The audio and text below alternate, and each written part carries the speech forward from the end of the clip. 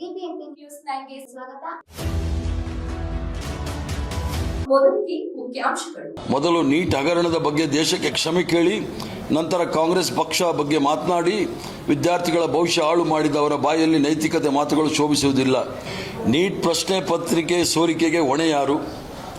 ದೇಶದ ಲಕ್ಷಾಂತರ ವಿದ್ಯಾರ್ಥಿಗಳ ಮಾನಸಿಕ ಯಾತನೆಗೆ ಯಾರು ಹೊಣೆ?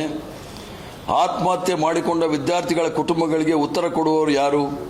ಪರೀಕ್ಷಾ ವ್ಯವಸ್ಥೆಯ ಮೇಲೆ ನಂಬಿಕೆ ಕಳೆದು ಹೋಗುವಂತೆ ಮಾಡಿದವರು ಯಾರು?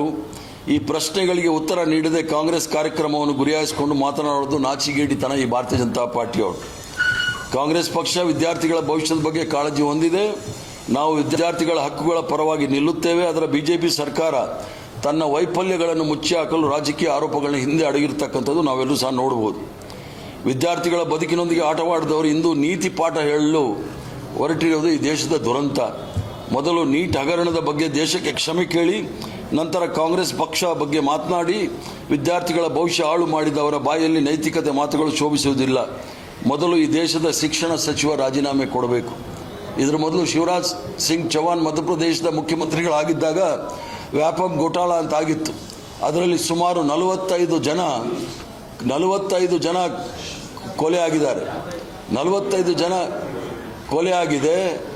ಆ ಒಂದು ಪ್ರಕರಣ ಇವತ್ತಿಗೂ ಸಹ ಈಚೆ ಬರ್ತಾ ಇಲ್ಲ.